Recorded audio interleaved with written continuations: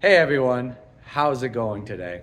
As you can see, I'm back in the garage because today we're going to be figuring out how to make this 50-inch interior mounted LED light bar work with the Sky One Touch hardtop. This style of LED light bar is designed to mount on the top of the inside of your front windshield, but it is not intended to work with the Sky One Touch hardtop. It is only intended to work with the factory hardtop and soft top. The reason is because with the factory hardtop and soft top, there are actually two latch down brackets located on each side of the windshield on the inside that are used to secure the Freedom panels and the soft top in place. Well, with the Sky One Touch hardtop, you don't have those brackets, and unfortunately, this light bar requires that you use the bolts from those brackets to secure itself in your Jeep. Also, because the Sky One Touch hardtop does not have those brackets, it also has a slightly different interior trim panel across the top of the windshield. So because the Sky One Touch does not have those brackets and the hardware, as well as it has a different interior trim panel, this is why the vendors or the brands that are selling this style of light bar say that it does not work with the Sky One Touch hardtop. But because I have already gone ahead and taken my Jeep apart many times, and I did the swap over from a regular hardtop to the Sky One Touch hardtop, I know for a fact that the holes that are used to secure the latch down brackets are already located on the top of your Jeep. So there really isn't a reason that I wouldn't be able to mount this light bar. All I would need is some additional hardware and to modify the plastic trim panel. So in today's video, what we're going to be doing is figuring out what modifications I need to do to make this work so that I can show you guys what steps you would need to take if you want to install this style of light bar on your Jeep with a factory Sky One Touch hardtop. So before we get into the installation and figuring out what modifications we need to make, let's first talk about this light bar. So as mentioned, this style of light bar is designed to mount on the inside of your front windshield. This gives you a nice stealth look and also helps reduce the wind noise that would occur when you had a light bar mounted on the exterior of the windshield. This light bar also has dual functionality. It has the ability to be lit in all white or amber, depending on what you like. This light bar is actually sold by two different brands. The first brand is Quadratec, which I believe is actually the original brand who first sold this style of light bar. And then you have Extreme Terrain. This unit right here is actually the Extreme Terrain version, but from what I've heard, it is the exact same as the Quadratec Gen 1 light bar that they previously sold. Currently, Quadratec doesn't sell the Gen 1, and they only sell the Gen 2. But from what I've seen online in review videos is that the Gen 2 is pretty much the same as the Gen 1, except it has a little bit different LEDs. The Gen 1 uses 10 3-inch LED light boards, where the Gen 2 uses 5 5-inch LED light boards. And from what I've seen on those review videos is the 5-inch light boards are actually a little bit better than the 3-inch. So it does have a little bit of a performance upgrade. But besides that, everything else seems to be the same. It's the same mounting points, the same wiring harness, the same construction. The only difference is the LEDs. As for pricing, the Quadratec versions go for about $500, where the Extreme Terrain goes for about $800. I'm not sure why there's such a big difference in price, but I'm sure the majority of these light bars installed on other people's vehicles are probably the Quadratec ones due to the fact that the price point is that much lower.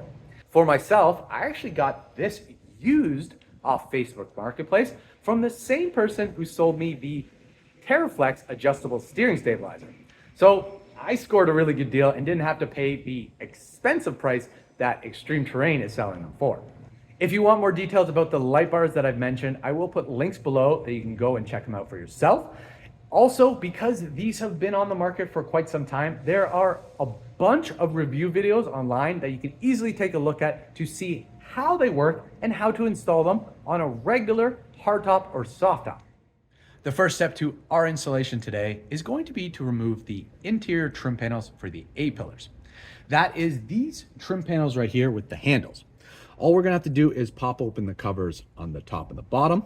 Behind those is a 10mm bolt. We're gonna loosen the bolt and then remove the panels. We're gonna do both sides. So we're gonna remove this handle from the driver's side and the handle from the passenger side. The reason we are doing both is because this is gonna give us the option, if needed, to be able to fully remove the overhead panel for customization. For a typical installation on a regular hardtop or soft top, all you have to do is actually remove the passenger side to run the wires. But our installation is not typical, so I'm just gonna go ahead and remove both so that we have the option in case we need it. Once we remove those two panels, we are also gonna go ahead and remove the mirror assembly. The reason we're doing this is mainly just to give us some extra room when we're positioning the light bar to figure out where we're gonna need to customize that upper panel. So let's go ahead and get those three things removed, and then we'll move on to the next step.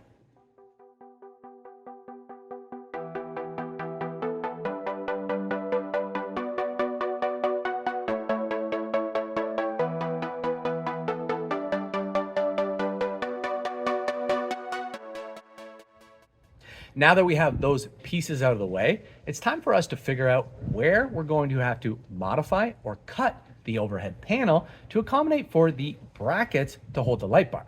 There are two brackets, one on each side, so we're gonna have to do two cuts. And what we're gonna do is take the light bar, position it in place, put the brackets on the back, and then mark the locations that we're going to need to cut. The idea that I have is to simply run a little slot across here that's wide enough to allow me to zigzag this bracket up to secure it in place. For me, this is gonna give a nice clean look, but it's definitely probably gonna be a little bit challenging. So I'm gonna give this a shot to see if it works. If it doesn't work, the backup solution is going to be to simply cut a larger square in the panel, which will accommodate the entire bracket and still look okay. The reason it's gonna look okay is the bracket is still gonna cover up the white and the visor is gonna cover up the bracket anyways. So it's really not gonna matter. But I wanna make this a really clean look, so I'm gonna go ahead and try the slotted route first and see if that works. So let's go ahead and get this light bar put up into place and mark those holes that we're gonna need to cut.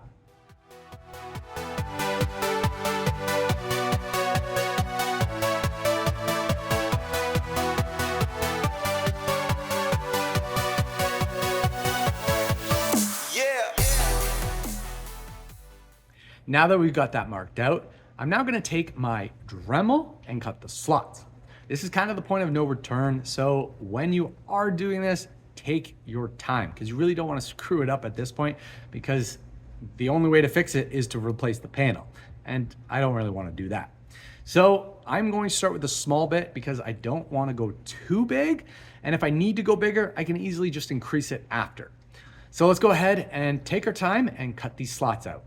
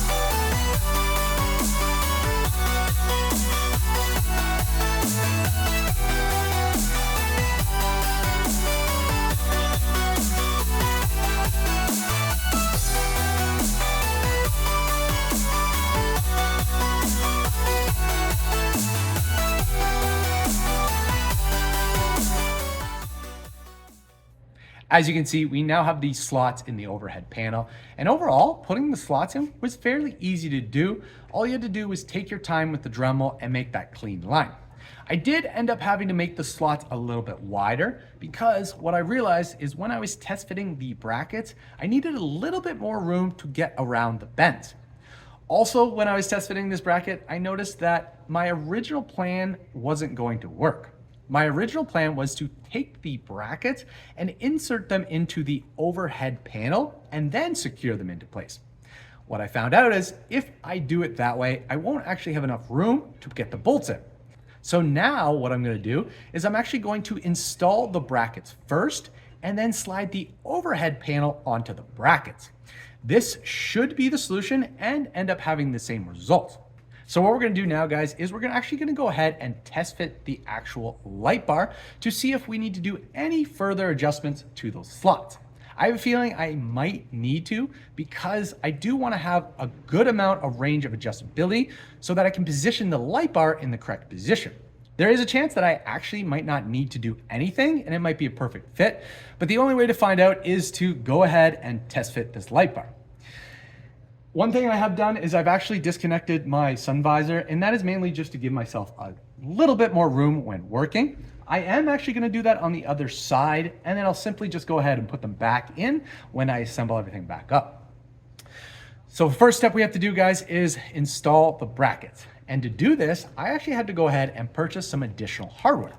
What we ended up purchasing is 4 M8-125 16 millimeter bolts. These are the 4 bolts that you're going to need to secure the brackets in place. Along with these, we also purchased some additional washers because the bolt heads are not big enough for the end of the brackets, so we did need some washers. So guys, I'm going to go ahead and test fit this up. And if I need to make any adjustments, I'm going to go ahead and make those. And then I'll come back and tell you guys what adjustments I did have to do.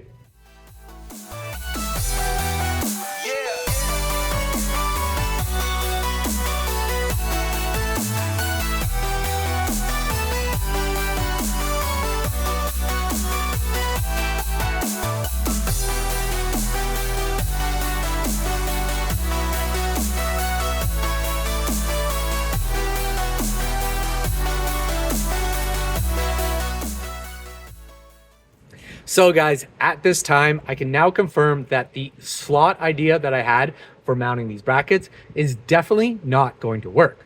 And the reason is because I cannot get the plastic molded trim up into position. And the reason is because this plastic molded trim is so close to the profile of the Jeep that there isn't enough room to accommodate for the bracket or the bolts. So as you can see, it can't get all the way up. So what this means is that we actually have to go ahead and make a big square hole to accommodate for the bracket and the bolts. This isn't necessarily a bad thing because as I've been trying to test fit this, I realized how difficult this is and how limited the adjustability that I'm going to have for the light bar. So the fact that we got to cut the hole is going to give us more ability to adjust the position of the light bar to get it to sit just right. So what this means is we got to go back a few steps and we're going to go ahead and cut a nice square here on both sides. And then we can go ahead with test fitting the light bar. So let's go ahead and cut those holes.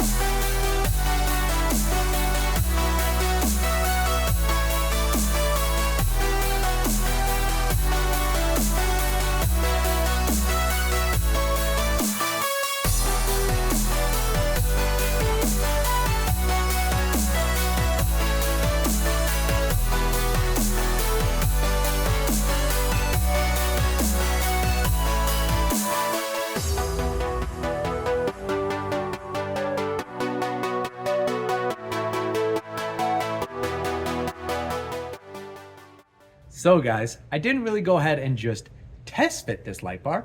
I actually went ahead and installed it. The reason is because once I had it in place, it didn't really make sense for me to take it back out. Everything was pretty much a good fit. I did have a few minor adjustments that I had to do, but nothing that would warrant me taking it back out fully. The adjustments that I had to do were very simple. On this side, the passenger side, all I had to do was increase the width so I can move the bracket over a little bit towards me. And then on the driver's side, I had to increase the depth a little bit so that I could get the light bar a little closer to the windshield. With this style light bar, it is extremely important that you have some adjustability so that you can position the light bar up against the window so that there is no reflection of light in the windshield that affects your visibility. This light bar is designed with a little bit of a foam seal or gasket at the front, which is designed to hopefully prevent that light from coming through. But if you don't position the light bar correctly, it won't work. So guys, now that we have the light bar up and in place, the next part I have to do is simply put the Jeep back together and wire up the light bar. To wire up the light bar, this light bar is actually designed to plug into the back of your 12-volt DC plug, but I am not actually going to do that. What I'm going to do is I'm actually going to cut this and then plug it into my XK Glow switch panel, so I have the ability to control it through that switch panel and through my phone. So we're not going to utilize this, we're just going to cut it and run it to the switch box in the engine bay. Once we've done that, we're just going to go ahead and reassemble the interior. So let's just go through a quick time lapse of the reassembly, and then I'll come back to wrap this video up.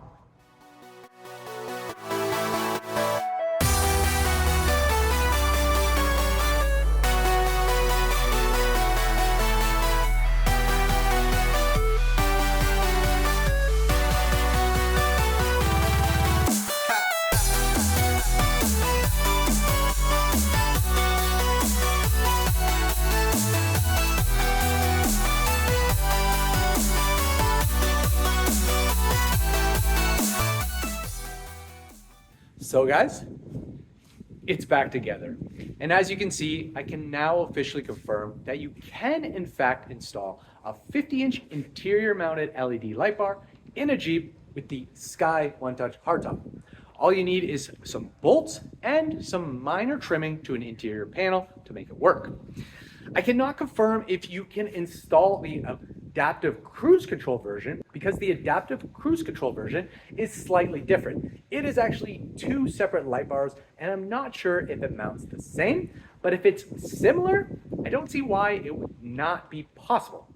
But that is not for me to confirm, that is maybe for you guys to find out for yourselves. As I mentioned, I am not going to be showing you the performance or specs of this light bar. This light bar has been on the market for quite some time, and there are a ton of videos already online that you can check out to see how this light bar works and what its light output is like. This video was mainly to show you guys how to install a 50-inch interior mounted LED light bar in a Jeep with the Sky One Touch hardtop. Hopefully you guys enjoyed this video and it was very informative. I will post below all the links for all the parts that I purchased to complete this installation.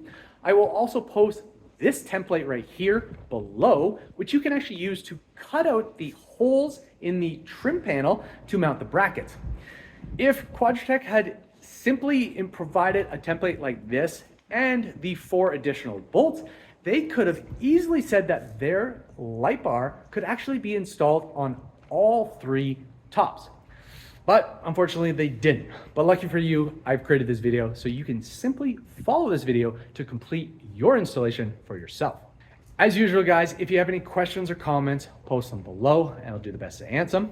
Please make sure to like, subscribe, and share. Keep evolving, and we'll see you guys on the next video.